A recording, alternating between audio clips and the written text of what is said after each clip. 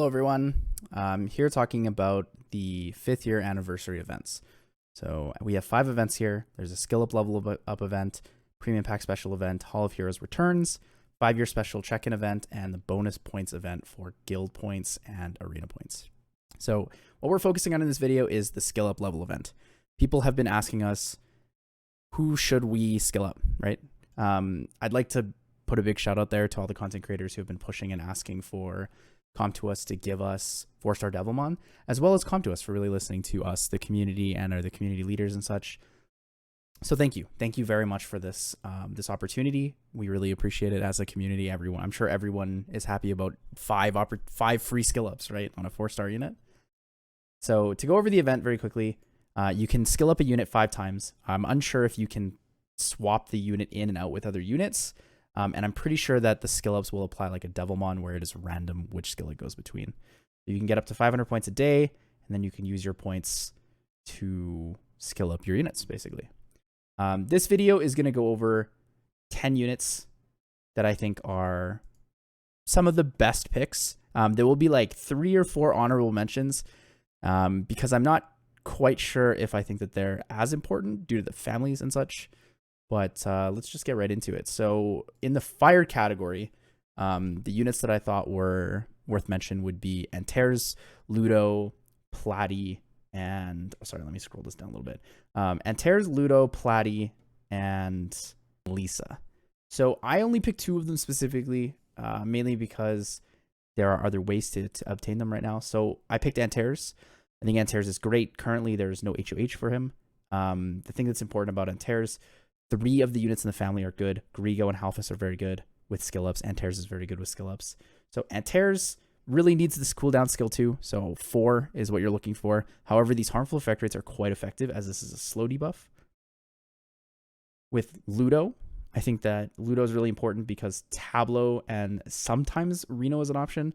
However, Ludo can be used for a lot of 4-star siege defenses. So if you need more of that, or you need 1 or 2 really strong ones, Ludo is a good option.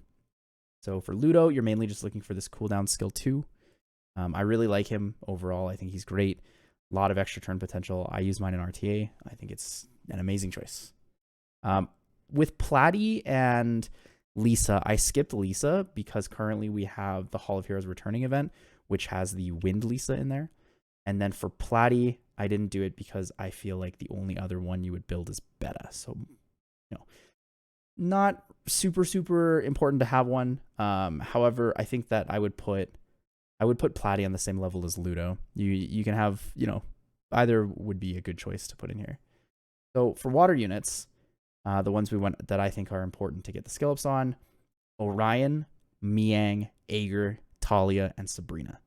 Those are the ones that I think are the most important of all of these units, with Malaka being a close opportunity here, but left out of the list. So for Orion, the only other ones you'd build, Gemini, sometimes Draco. Orion, the nice thing is you only need these 2 skills.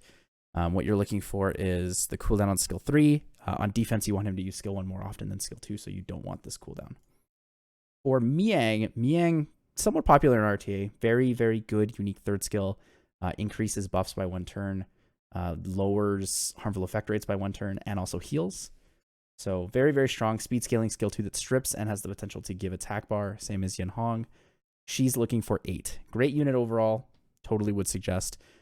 In her family, the other units that would be looking for skills would be Chasun and most likely Yin Hong.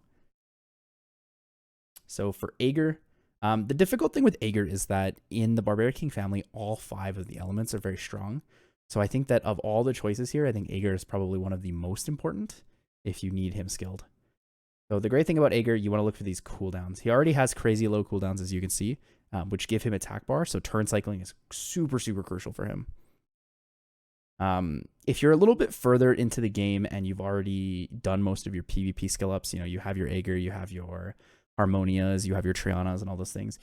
Talia and Sabrina are both very good options. So for Talia, you'd be looking for this cooldown on Deadly Dance and possibly on Spirit Focus. Ideally, you max Deadly Dance without Spirit Focus, in my opinion. However, if you run a team with no attack buff like I do, which is the double Lucian, Sabrina, double Talia, maxing the Spirit Focus is not bad at all.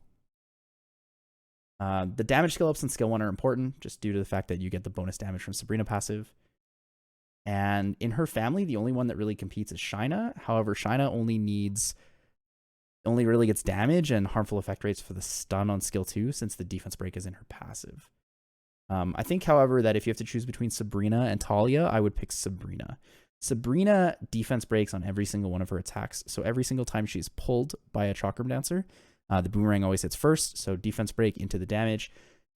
Skilling up her skill 1 increases the harmful effect rate and the chance to defense break from 50 to 75. And the skill 2 gets 10% extra bonus. So the hard part about her is that she also competes with Bailey and Martina. The nice thing is both of them are LDNAT 4s and somewhat difficult to obtain. Some people argue that Maruna is worth skilling. I think because of the cooldown reduction mechanic of twins, I don't think you really need to focus on Maruna that much. It's not a big deal. So to finish that off, we're going to go to Wind. For Wind, I'm going to skip over Hrazvelg, mainly just because we mentioned how important all the skill ups are for Barbarian Kings.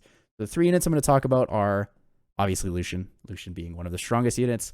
The nice thing is you only really need the damage from skill 3. The cooldown is nice and optimal for speedrunning dungeons. However, a lot of the time you just really need this damage, and that's about it. So the nice thing, again, with Lucian, does have fusible skill ups. However, he does compete with Leebly for skill ups, but, LDNAT 4 again, so somewhat difficult to obtain. Chasun, we talked about how important Miang is. Chasun doesn't really need a ton. She only needs the 5, the cooldown time for Amuse, and then the cooldown time for Fallen Blossoms. So we already talked about who she competes with, Yanhong, Miang. And then the last one I would say is Triana. Now, Triana's skill ups are fusible. However, there are a lot of harps that are very good. All of them are good. I don't personally care that much for Sonnet. However, I think that all of the harps are good and worth skilling. They need a lot of skill ups though, and all of them are relevant. These harmful effect rates are very important for both the attack bar the attack bar absorb, as well as the sleep chance. And then the cooldowns for the cleanse, heal, and the cooldowns for passive are very important. So if you're looking at something like, let's say, do I skill my Sabrina or do I skill my Triana? Obviously, you skill Triana first because she needs the skill ups, right? You really, really need these cooldowns versus Sabrina. It's just, I get a bonus chance at defense breaking. As important as that is, I think that the cooldowns are a lot more significant. So you have to kind of consider, does this unit have conflicting requirements? Like, if I want to feed skill ups to a Triana, do I need 1 billion for all the other units as well, right? That's why Aegir is so important to put on this list, because all the Barbaric Kings are amazing. But yeah, so that's pretty much it for the elementals. I will go over LDs because there are some people who will be focusing on those and not quite focusing on elementals. So for the LD units, the ones I would suggest would be, let me just pull these up real quick. For light, it would be Amarna, because pretty much all of the Anubis can be used. Kamun's very popular. Ayunu is actually quite good, especially for things like Tartarus. The water one, whose name is escaping me, Avarice, I think, is good perna killer, good revive killer. And then the dark one, maybe not the greatest. Some people don't think he's very good, but the AoE cleave potential with him. You have Iris for the harmful effect rates and the cooldown on skill 2, where the only competing factor is generally Lapis. Halfus and Grigo we talked about already with Antares. We have Tableau, who competes with Ludo. And then Bailey, Martina, both amazing units. Definitely would suggest skilling up if you use them in PvP. Competes with Sabrina. Dover competing with Malaka. Not a huge issue, mainly because there are not that many that get built, as well as they have had HOH in the past. Ikares and Mihail, both being great units.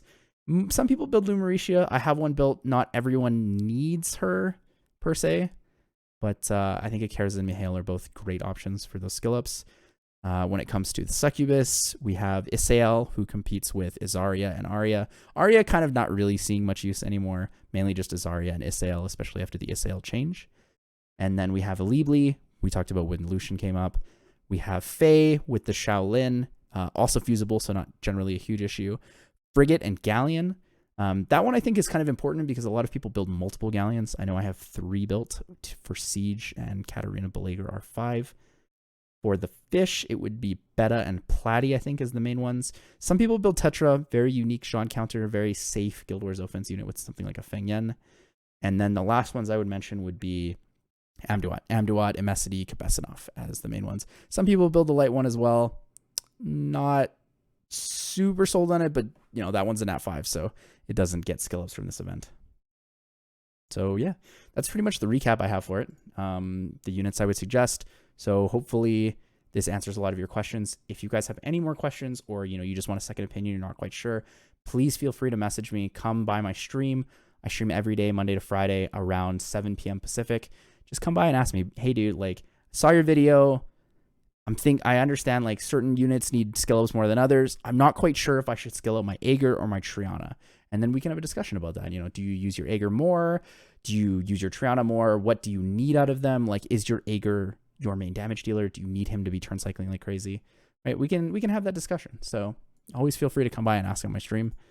But I do hope this resource helps you guys. So thank you very much, and I'll see you with a new video soon.